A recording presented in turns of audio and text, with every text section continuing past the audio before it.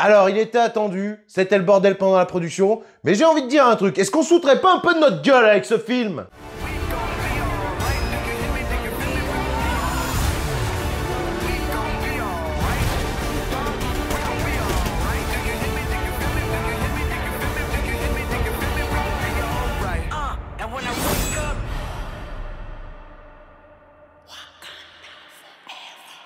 Bonjour à vous les petits cinéphiles, nouvelle sortie ciné, et aujourd'hui on va revenir sur le dernier film des studios Marvel avec le Black Panther Wakanda Forever. Wakanda pour toujours. Ta gueule, commence pas hein. Cette vidéo contiendra une partie sans spoiler et une partie avec spoiler, mais rassurez-vous, je vous préviendrai quand on passera en partie spoiler. Donc comme je l'ai dit, c'est vrai que la production de ce film a été plutôt chaotique avec la disparition de son interprète principal qui était quand même au début d'une brillante carrière, à savoir le regretté Chadwick Boseman.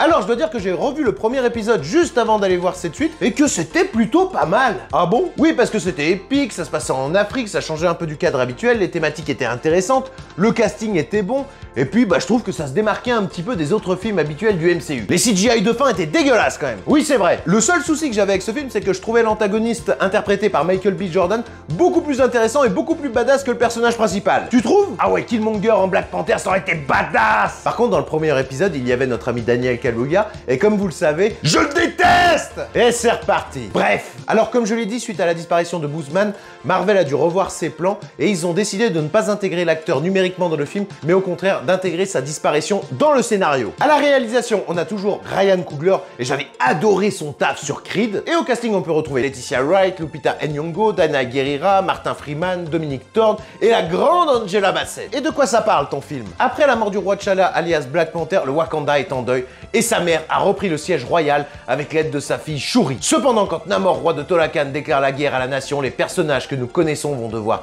s'allier à de nouvelles personnes comme Riri Williams, mais aussi d'autres anciennes connaissances pour vaincre cette menace. Et il y a pas mal de choses à dire sur ce film. Oh, t'excites pas, ça reste du Marvel.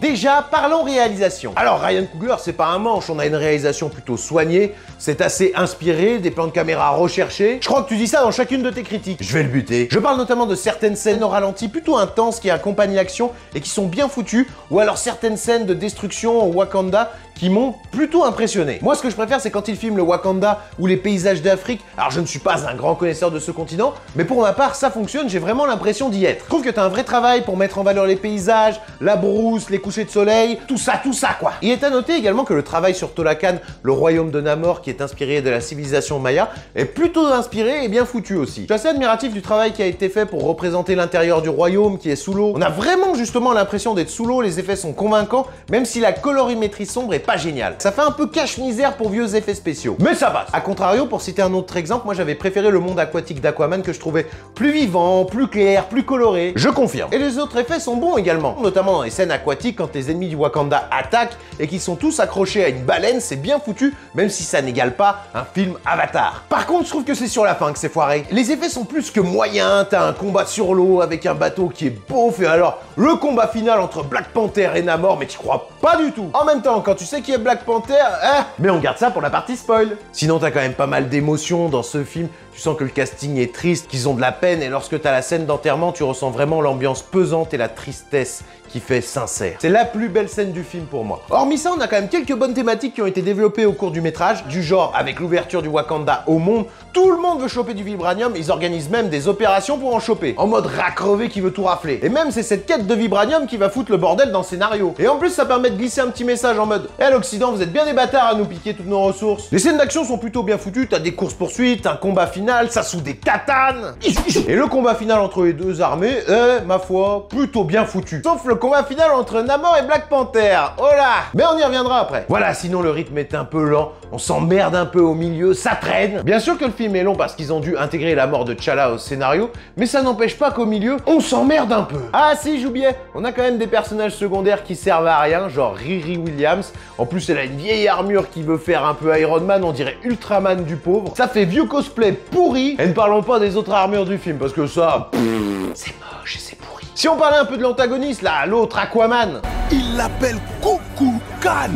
Namor! Oui, Namor. Alors, on va dire quand même qu'il a quand même 2-3 trucs à raconter, que c'est pas si mal, mais c'est pas un vrai Némésis au sens propre du terme, puisqu'en fait, c'est juste un gars qui qui veut défendre son peuple. Et Black Panther. Oh putain, ça me chauffe. Eh ben vive l'arnaque parce que tu viens voir un film Black Panther et il ou elle apparaît juste 20 minutes dans le film. Voilà. Donc espérez pas tant de scènes que ça avec le héros. Et le casting? Bah déjà t'as pas Daniel Kaluuya et ça c'est bon. Arrête de dire des conneries. Le casting ça va, il fait le taf.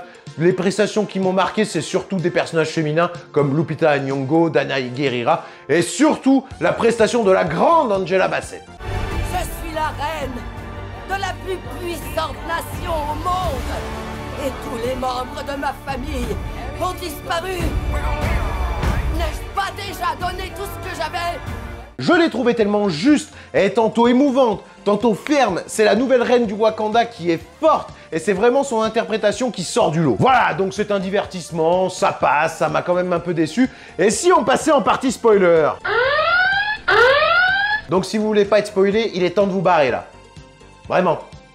Barrez-vous. Alors, le grand mystère de ce film, c'était de savoir qui allait être le nouveau Black Panther. Alors, t'avais une première bande-annonce que j'avais trouvée quasi parfaite et qui t'avait laissé sur l'image d'un cul. Et c'est vrai qu'on s'est tous un peu demandé, à qui est ce cul? Est-ce que c'est une fille? Est-ce que c'est un gars? De toute façon, la deuxième bande-annonce a tout niqué. Parce que j'ai envie de te dire qu'avec la nouvelle bande-annonce et avec l'affiche du film, si t'as pas compris que Black Panther c'était Shuri, bah c'est vraiment que t'es con. Montre-leur qui nous sommes.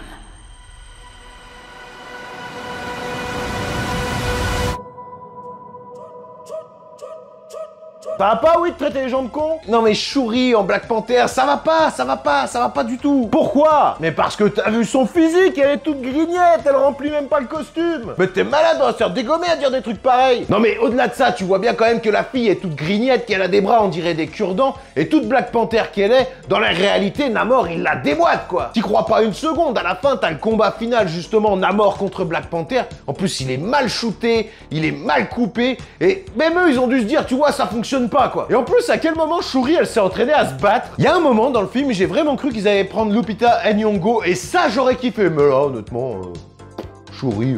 Non, le vrai kiff, honnêtement, je vais vous le dire. Dites-moi en commentaire d'ailleurs ce que vous en pensez. Imaginez Black Panther interprété par Angela Bassett. Oh putain, ça chine tout de suite. T'as vu, hein? Je dis pas que des conneries, hein. Ça aurait été le kiff suprême qui m'aurait fait dire j'ai bandé. Ou un autre kiff, ça aurait été de nous ressusciter Killmonger et de nous le mettre en nouveau Black Panther. Mais là, on a choisi Shuri, donc...